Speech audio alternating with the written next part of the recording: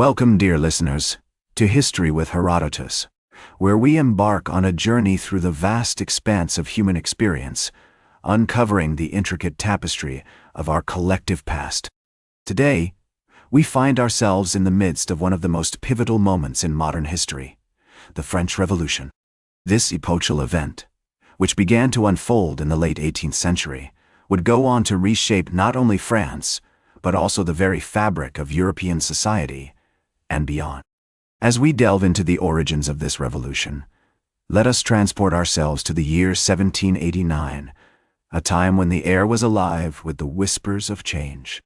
The Palace of Versailles, that majestic symbol of French monarchy, stood as a testament to the opulence and power of the Bourbon dynasty, which had ruled France since the 16th century.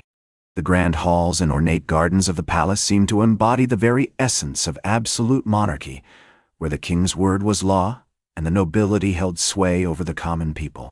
However, beneath the surface of this majestic facade, a cauldron of discontent was brewing. The financial crisis, which had been simmering for decades, had finally come to a head. France's involvement in the American Revolutionary War had drained its treasury, and the burden of debt had become unsustainable.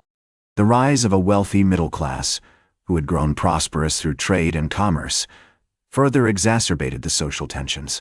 As the nobility and clergy continued to accumulate wealth and power, the Third Estate, comprising commoners and bourgeoisie, began to demand greater representation and reform. On May 5, 1789, the Estates General, a representative assembly that had not met since 1614, convened in Versailles. The assembly was composed of three estates: the nobility, the clergy, and the commoners. However, the Third Estate, which represented the vast majority of the population, was frustrated by the lack of progress in addressing their grievances. They demanded greater representation and reform, but their voices were drowned out by the nobility and clergy, who sought to maintain their privileged status. As the impasse deepened, the Café Procope, a hub of intellectual activity in Paris, played host to lively debates between prominent thinkers, including Maximilien Robespierre, Georges Danton, and Camille Desmoulins. These men, who would later become key figures in the revolution, passionately argued for liberty, equality, and democracy, drawing inspiration from the writings of philosophers such as Jean-Jacques Rousseau, Voltaire, and Denis Diderot. On June 17, 1789, the representatives of the Third Estate, frustrated by the lack of progress in the Estates General, declared themselves the National Assembly, marking a significant turning point in the revolution.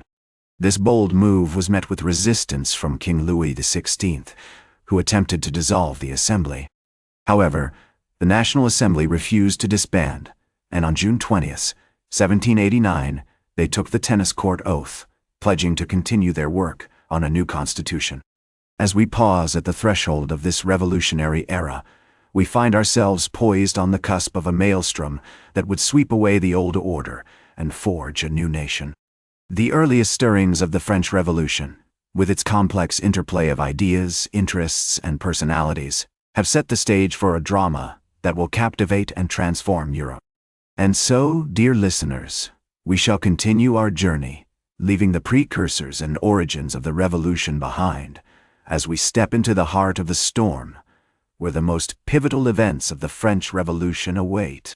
Join me next, as we delve into the tumultuous years that would define a nation and reshape the course of history, marked by the fall of the Bastille, the Reign of Terror, and the rise of Napoleon Bonaparte.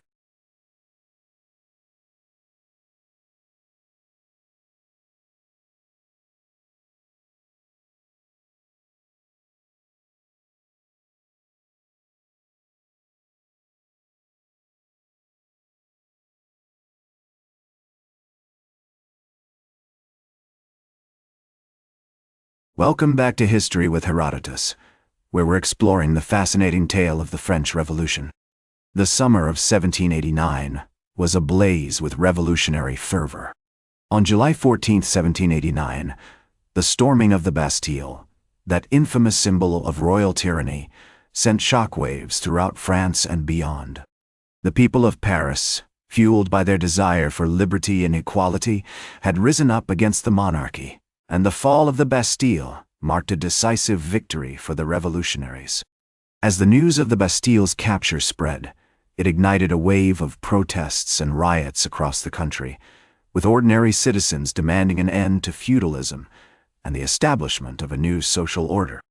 As the National Assembly continued its work on a new constitution, the Great Fear, a period of widespread panic and violence, gripped rural France.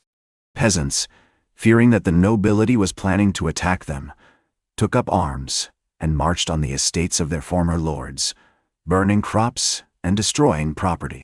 This chaotic period, which lasted from July to August 1789, ultimately led to the abolition of feudalism and the establishment of a new system of land ownership. Meanwhile, in Paris, the National Assembly was busy crafting the Declaration of the Rights of Man and of the Citizen, a document that would become a cornerstone of modern democracy. Adopted on August 26, 1789, this declaration enshrined the principles of liberty, equality, and fraternity, and its influence can still be felt today.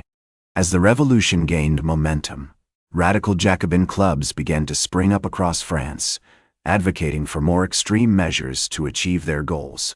Maximilien Robespierre, a leading figure in the Jacobins, emerged as a powerful voice in the National Assembly, pushing for the execution of King Louis XVI and the establishment of a republic.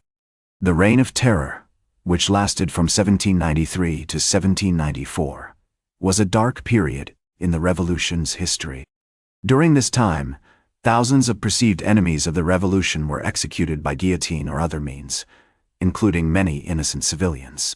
The Committee of Public Safety, led by Robespierre, exercised executive power and oversaw the brutal suppression of opposition. Despite the chaos and bloodshed, the French Revolution also produced some remarkable achievements. The establishment of the metric system, the creation of a new system of education, and the promotion of scientific inquiry all contributed to France's emergence as a modern nation-state. As we reach the end of this segment, we find ourselves at a crossroads in the revolution's history. The rise of Napoleon Bonaparte, a brilliant military strategist, is on the horizon, and with him a new era of French dominance in Europe. Join me next as we explore the decline and aftermath of the French Revolution and examine the lasting legacy of this pivotal moment in modern history.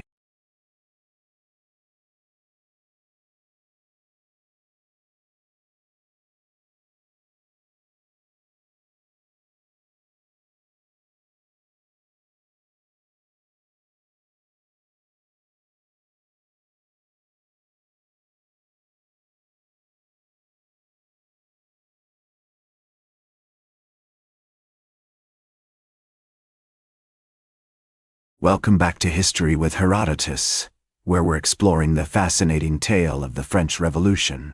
The coup d'état of 18 Brumaire, which took place on November 9, 1799, marked the end of the French Revolution and the beginning of the Napoleonic Empire. Napoleon, who had risen to power through his military victories, seized control of the government and established the consulate, a three-member ruling body with himself as the dominant figure. This marked the end of the revolution's ideals of liberty, equality, and fraternity, as Napoleon's regime became increasingly authoritarian. As Napoleon's power grew, he centralized authority, reorganized the administrative system, and created a new nobility based on merit rather than birth. He also introduced the Napoleonic Code, a comprehensive set of civil laws that remains influential to this day. However, his military conquests and expansionist policies led to a series of costly wars, including the disastrous invasion of Russia in 1812. The Congress of Vienna, which took place from September 1814 to June 1815, marked the end of Napoleon's reign and the restoration of the Bourbon monarchy. The Congress, attended by representatives from European powers such as Britain, Prussia, Austria, and Russia, aimed to reorganize Europe and prevent future French aggression. The Treaty of Paris, signed on May 30, 1814, officially ended the Napoleonic Wars and established a new balance of power in Europe. The legacy of the French Revolution is complex and multifaceted. On one hand, it inspired similar movements for democracy and equality across the globe, from the Haitian Revolution to the Latin American Wars of Independence. The revolution's emphasis on human rights, individual liberty, and social justice continues to shape modern politics and society. On the other hand, the Reign of Terror and Napoleon's authoritarian regime serve as cautionary tales about the dangers of unchecked power and the importance of protecting individual freedoms. As we reflect on the decline and aftermath of the French Revolution, it becomes clear that this pivotal moment in modern history has had a lasting impact on European politics, society, and culture. The revolution's ideals of liberty, equality, and fraternity continue to inspire and shape our world today, while its darker aspects serve as reminders of the importance of responsible leadership and the protection of human rights. And so, dear listeners, we conclude our journey through the French Revolution, from its earliest stirrings to its decline and aftermath. We hope that this exploration has provided you with a deeper understanding of this complex and fascinating period in history, and that it will continue to inspire and inform your perspectives on the world today. Join us next time on History with Herodotus, as we explore more fascinating tales from the past. That's all for today's History with Herodotus. Remember to like, share, and subscribe.